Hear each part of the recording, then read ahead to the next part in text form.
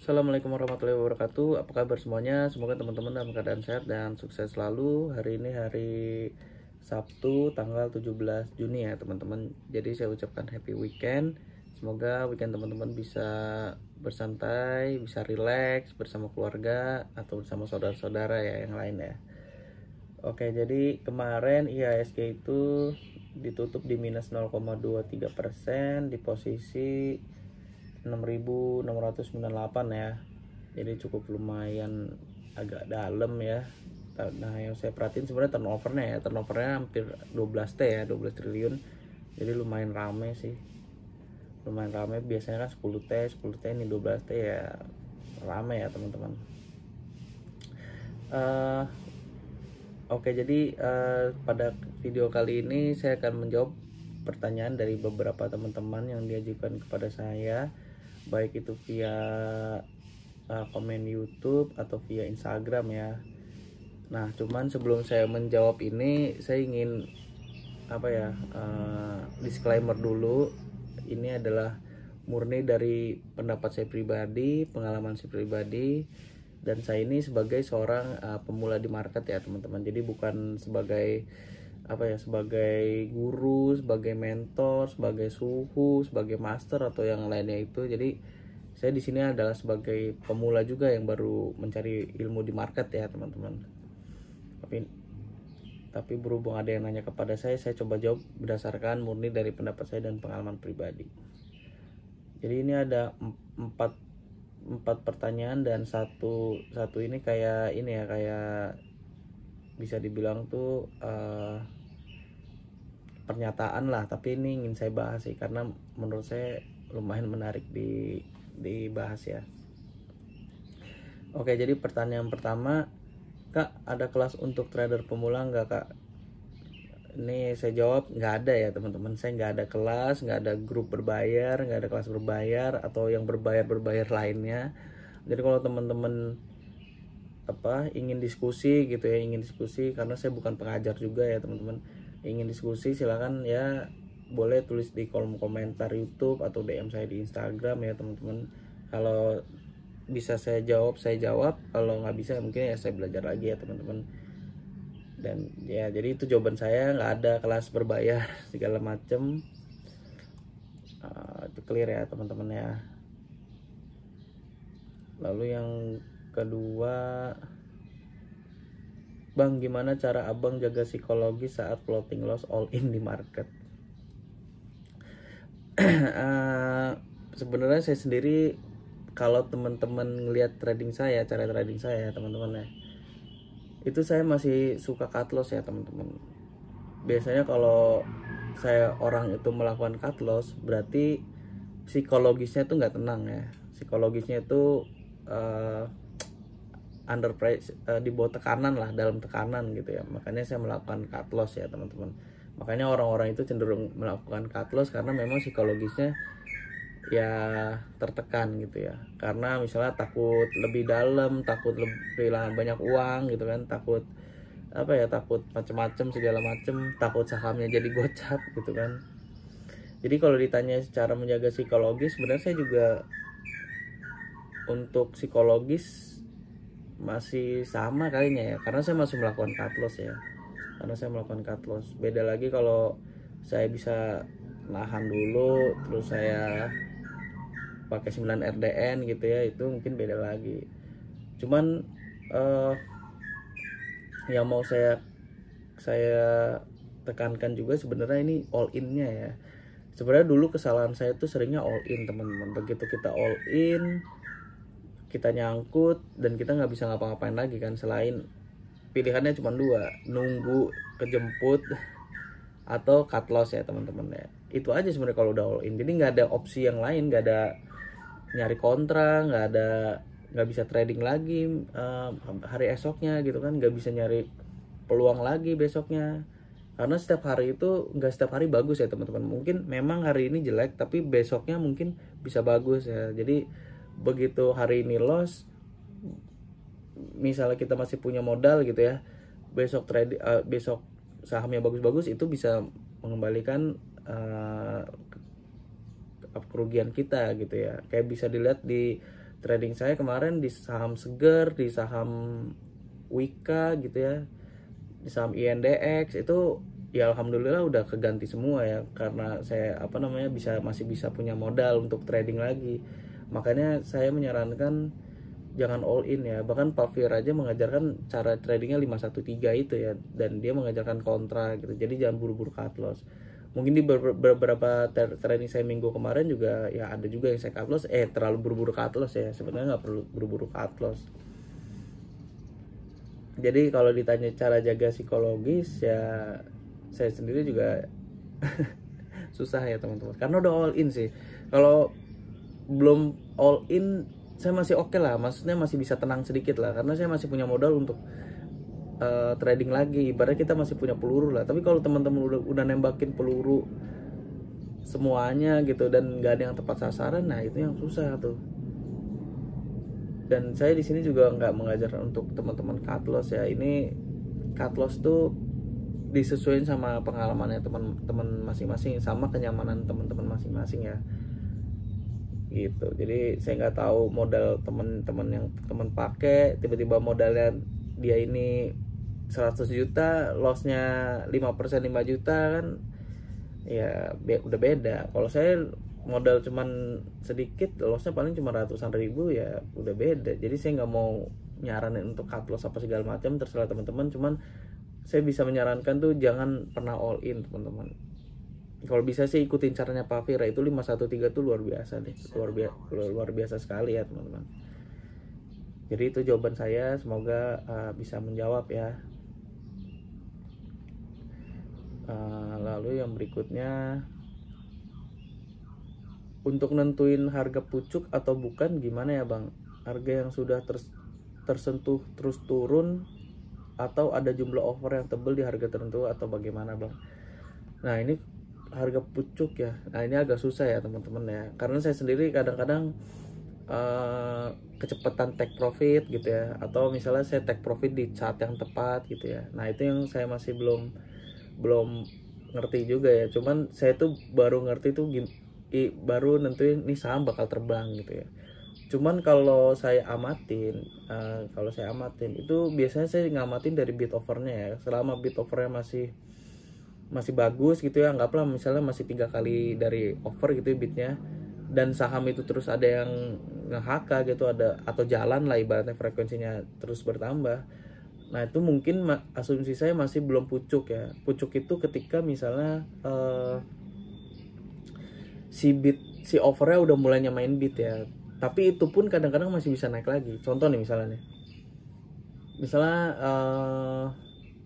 saham Becik deh kemarin, saham Becik ya, hari Jumat kemarin ya, itu saya masuk saham Becik, begitu bidnya itu 9.000 banding 3.000 ya, itu kan artinya 3 kali lipat ya.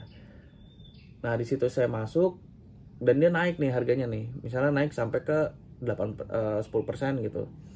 Nanti lihat lagi bid offernya, kalau misalnya offernya belum bertambah dan bidnya makin banyak, misalnya bidnya jadi 11.000, offernya tetap 3.000, mungkin dia bakal naik lagi, tapi mungkin ada koreksi dulu, karena orang-orang yang beli di harga bawah tadi udah take profit kan. Take profit berarti dia buang kanan kan, buang kiri kan, berarti itu harga akan turun.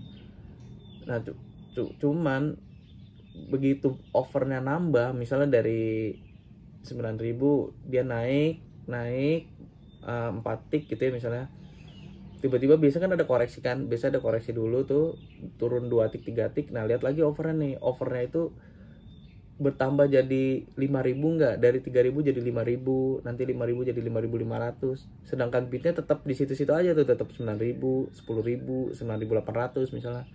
Nah itu kalau menurut saya mungkin tuh harga pucuk, atau ada yang nyekek gitu ya. Susah ya teman-teman menentukan harga pucuk tuh. Kalau saya bisa mungkin saya take profitnya maksimal ya. Tapi saya ngamatin sih gitu ya, dari bid offernya. Itu pun kalau misalnya kecekek nih, udah kecekek gitu ya, terus bidnya masih misalnya seimbang gitu, tiba-tiba misalnya dari 9.000 banding 3.000, terus tiba-tiba jadi 5.000, bidnya jadi 11.000 gitu, terus jadi offer 8.000. Nah nanti kan harga turun tiba-tiba di tengah-tengah nanti bidnya jadi 15.000, offernya jadi 7.000 lagi tuh, dan sahamnya naik lagi. Biasanya ada juga yang kayak gitu ya teman-teman. Makanya sebenarnya gimana ya,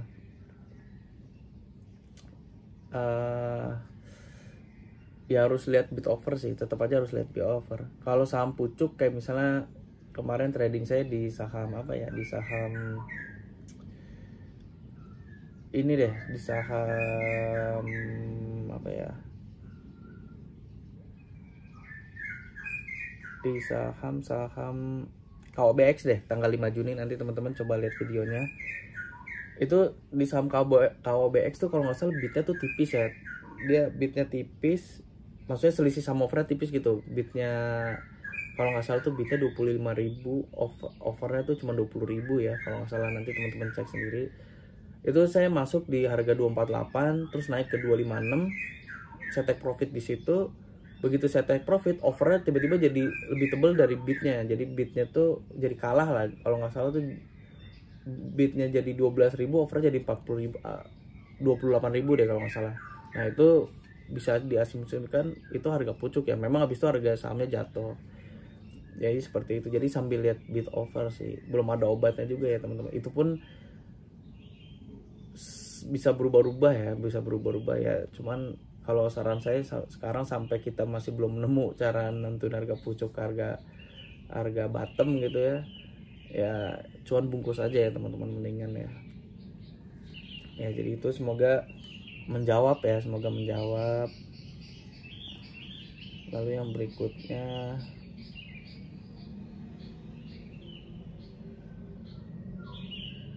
ini ya tentang judi ya, judi saham ya. Jadi ada yang komen, kalau menurut saya judi itu ketika ada salah satu pihak ada yang menang dan salah satu pihak ada yang kalah. Saya nggak tahu kalau saham itu seperti apa. Sebenarnya kalau saya pribadi menanggapin ini ya, saham itu judi apa enggak sih? Sebenarnya kalau yang udah pernah saya jelasin di video sebelumnya itu, saham itu bukan judi ya. Bahkan MUI pun udah bilang saham itu bukan judi. BI pun juga dari pihak Bursa Efek Indonesia juga menyatakan bahwa itu bukan judi.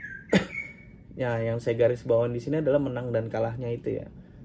Maksudnya menang dan kalah tuh kayak gimana ya? Maksudnya ada permainan, terus dia bertaruh gitu, spekulasi, kalau kalah ya duitnya hilang gitu kan. Sebenarnya kalau di saham kan duitnya nggak hilang ya teman-teman. Begitu teman-teman nyangkut floating loss, teman-teman nggak jual ya biarin aja kan.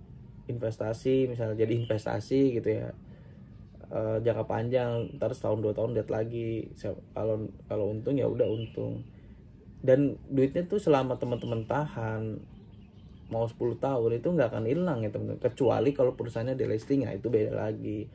Makanya kenapa di saham itu kita tuh harus ini dulu ya, belajar dulu ilmunya, baru nanti kita baru praktek gitu ya. Jangan asal-asalan juga. Kalau asal-asalan ya mungkin kita spekulasi ya, cuman kalau selama itu yang ada dasarnya teman-teman, kalau ini balik lagi menurut saya pribadi ya, selama kita punya dasar untuk membeli saham, misalnya teman-teman berdasarkan fundamental analisis, berdasarkan laporan keuangan perusahaannya seperti apa, teman-teman tahu perusahaannya seperti apa, bisnis seperti apa, ya mungkin itu bukan dikatakan judi ya. Atau misalnya kayak saya scalping ya, saya cuma beli saham-saham yang memang demandnya lebih banyak ya, demandnya lebih banyak dari supply, terus open sama dengan low, ya udah terus saham-sahamnya yang udah saya kenal di indeks pribadi saya kan. Sebenarnya itu dasarnya. Cuman yang menarik tuh ya itu ya, menang kalahnya itu ya. Menang kalah tuh maksudnya misalnya rugi gitu kan, misalnya teman-teman beli saham A harga 500 tiba-tiba jadi turun ke harga 400, berarti kalah gitu kan. Cuman saya punya perumpamaan kayak gini,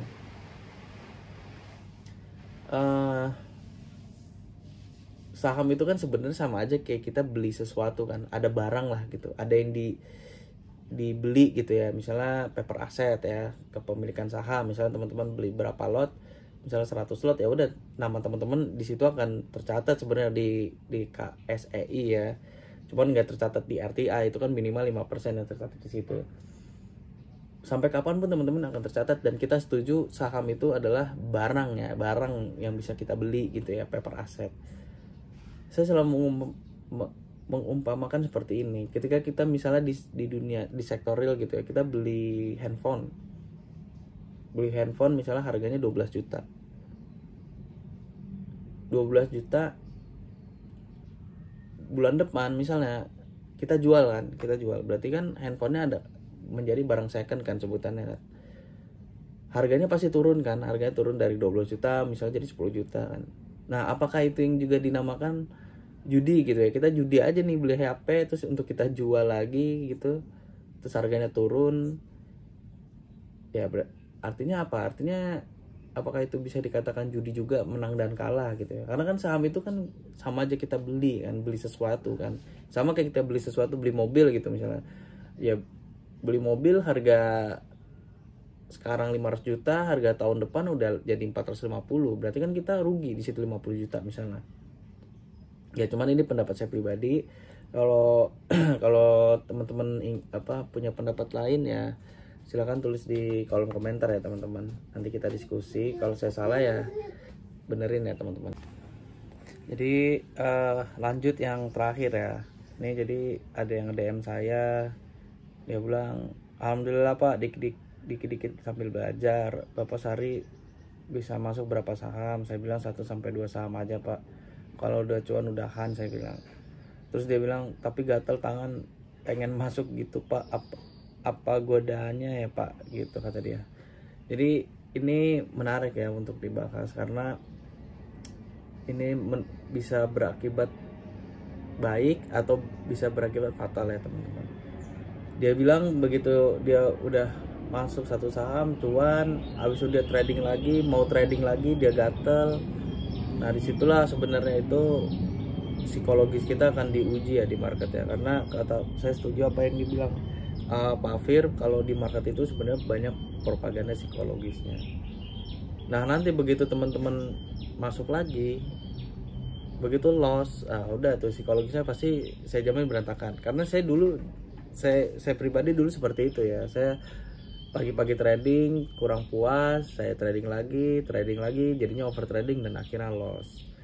Sebenarnya saya ingin ngebahas dari sisi ini ya teman-teman. Hati-hati dengan yang namanya edik ya, atau candu ya, kecanduan trading gitu. Trading yang berlebihan, kecanduan trading, teman-teman gak sadar bahwa teman-teman itu kecanduan dan akhirnya over trading dan akhirnya malah boncos ya. Jadi teman-teman harus waspada yang seperti itu ya, karena di market itu nggak ada aturan baku yang melarang teman-teman melakukan jual beli berapa banyak sehari-hari. Saya nggak mau komen, nggak mau nyamain sama ini ya, kan ada juga yang influencer di Instagram itu yang sehari bisa sampai 5 saham, sehari bisa sampai 10 saham, sehari sampai 17 saham bahkan. Ya mungkin dia hebat ya teman-teman, tapi coba teman-teman belajar dari introspeksi diri teman-teman masing-masing, kemampuan teman-teman tuh sampai mana. Jangan kita cuman karena ngelihat misalnya kita ngelihat seorang influencer bisa trading sampai sebanyak itu, kita jadi ikutan trading seperti itu tapi hasilnya ngawur ya. Kalau mungkin influencer tuh udah hebat teman-teman, udah hebat di market, jadi dia ya memang segitu takarannya. Tapi kalau teman-teman takaran setiap orang kan beda-beda, karena modal aja udah beda. Satu lot sama 1000 lot udah beda teman-teman. Modal 1 juta sama 10 juta udah beda, jauh ya teman-teman. 10 juta sama 100 juta apalagi udah jauh lagi ya teman-teman. Jadi mulai sekarang coba introspeksi diri, buat yang namanya trading rules, kapasitas teman-teman tuh sehari tuh psikologisnya ya, nyamannya ya. Saya ngomongin nyamannya nih. Nyamannya tuh sehari trading tuh berapa banyak gitu. Karena kalau misalnya teman-teman terus seperti ini, ya nggak sampai kapanpun nggak bisa konsisten teman-teman. Saya dulu begitu awal kali masuk market, saya tuh ini ya teman-teman, trading tuh setiap saat gitu. Jadi kalau lagi senggang gitu kerja trading, senggang trading, lagi senggang trading. Akhirnya sampai saya sadar, akhirnya kok hasilnya malah minus gitu, minus terus gitu. Yang tadinya udah cuan pagi-pagi, terus saya ngeliat siangnya ada yang gerak, saya masuk lagi, terus malah loss, saya masuk lagi. Karena begitu loss tuh udah pasti pikiran kita maunya tuh ngebalikin kerugian yang tadi kan. Nah itu sebenarnya bahaya ya teman-teman kalau menurut saya pribadi. Jadi teman-teman harus ngebatas sendiri-sendiri. Dan saya akhirnya waktu itu baru sadar tuh lama ya teman-teman. Saya cukup lama untuk mengetahui kesadaran itu, karena kesadaran itu didapat ketika kita benar-benar kepentok ya teman-teman. Begitu kita loss banyak, waktu itu saya pernah saya sadar di situ, over trading tuh nggak baik ya. Jadi jangan sampai edik ya teman-teman, jangan sampai kita tuh kecanduan trading. Jadilah trader sejati gitu ya. Dan goal kita kan di market sebenarnya bebas finansial dan bebas waktu. Jadi buat apa saya mantengin sekarang ya saya mikirnya ya. Jadi buat apa saya mantengin terus sampai sore, dari jam 9 pagi sampai jam 4 sore gitu di depan layar aja. Iya kalau untung, kalau rugi kan ya harus juga ya teman-teman. Mendingan saya cari momentum, ini trading style saya. Mendingan saya nyari momentum di pagi-pagi yang volatile, saya masuk di situ, cuan 1% 2% udahan gitu. Dan kerja yang lain ya. Lebih, kalau saya pribadi sih lebih nyaman seperti itu ya. Ya. Jadi itu saran saya, jangan sampai over trading. Kalau gatel ingin trading, saya juga sering kayak gitu ya, gatel ya. Saya pakai satu lot teman-teman. Jadi nggak pakai full power lagi, nggak pakai lot yang bikin saya pusing gitu ya. Jadi saya lebih baik yang pakai yang satu lot aja buat ya iseng-iseng aja. Jadi itu ya, dari 4 pertanyaan, 4 pertanyaan, 1 pernyataan ini lumayan menarik untuk dibahas. Jadi itu aja, semoga bisa jawaban saya bisa clear ya, bisa terjawab dari teman-teman. Jadi itu aja video saya kali ini, semoga video saya bisa bermanfaat buat teman-teman. Ambil positifnya, buang negatifnya ya teman-teman. Kurang lebih ya mohon maaf. Assalamualaikum warahmatullahi wabarakatuh.